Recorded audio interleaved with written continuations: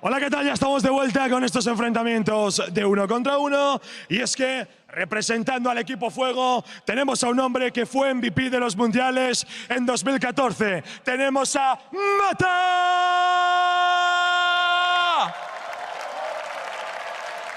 Well, you might have heard of him, but you've definitely heard of his opponent, the 1v1 king himself. The title, he's going to tumble his way to the Korean Bjergsen. It's Faker!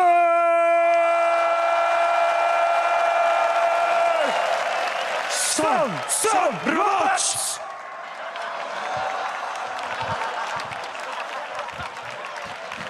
What's he actually?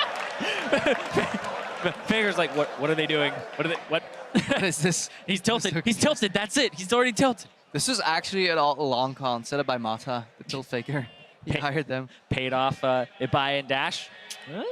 But crowd already getting started up for Faker. But Yeah, I'm getting distracted. There's like a giant picture of Faker like above me right now, so I'm just actually not paying too much attention to what you're saying.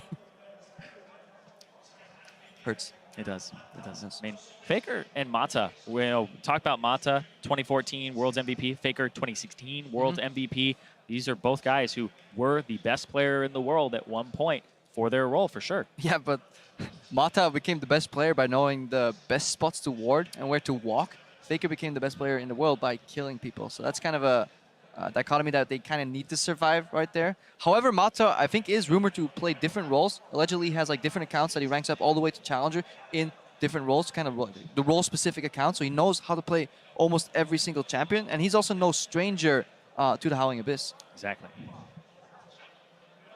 There's a shot. Yep. Anyway, we do want to hear a little bit more about how he loves the Howling Abyss. So we're going to throw it over to Mata to get his opinion.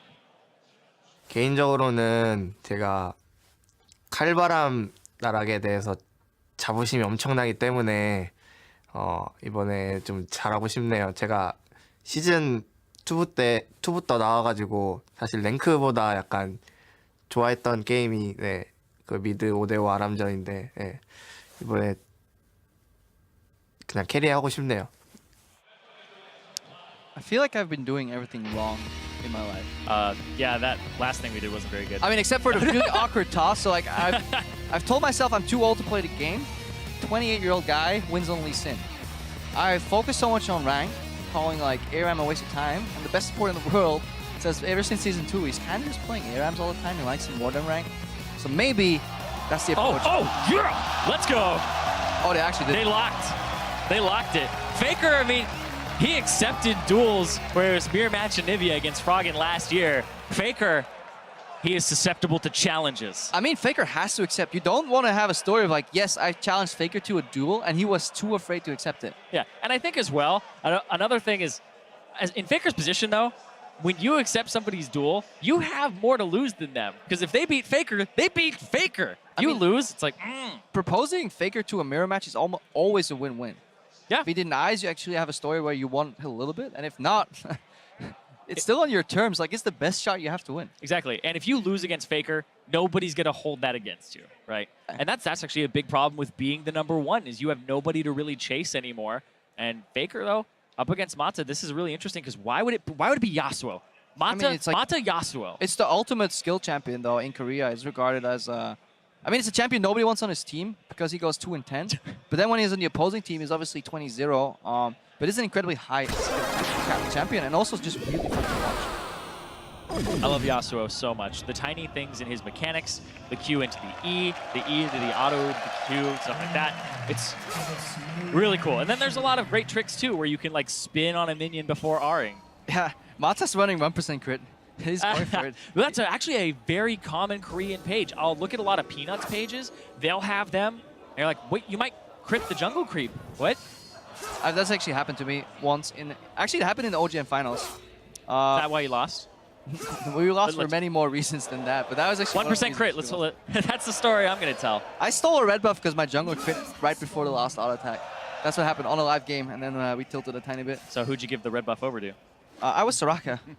Like, he had red buff Soraka. And like, anyways, doesn't really matter. Okay. Old story. Faker versus Mata. Faker is not running the 1% crit, so RNG gods have to be with Mata for once. So this is the matchup that I will usually play on the 1v1 map. I'll just play Yasuo every time that I can, because otherwise I can only feed one kill. You can't go to 0-8. It prevents me from doing that. But every time you miss a Q, it's actually a big deal in this matchup. Yeah, it's about lining up the Qs to hit both minions and honestly the enemy Yasuo. Mata got pressured first because he really didn't feel comfortable playing against Faker. Faker standing on the outside of turret range here, so every time Mata walks up, he can at least get a Q in the face. He wants to stack it up. It's a very micro-heavy matchup, but you really want to click really right next to your two champ. first, Faker's two. still level 1. Oh, Faker might be done. He has to get out. That was a really good trade by Mata. Got him again. Tower shot. Ignite. One more. Oh my God, did that! Mata takes down Faker. And he takes over the Spanish crowd. I'm trying to break this down. It all goes back to the Q that Faker used after the first wave. The crowd is in love with this. Oh, Faker again. Mirror match. The opponent's terms goes down. Team Ice. I mean, Yeah, Faker used the Q when he turned around into the thin air, and Mata just rushed for that first minion, got level 2, and then went so aggressive on Faker that Faker never got access to that dying creep. Borderline level 2 right there. Obviously, it's the 7th creep that levels you up, so the first melee minion of the second wave.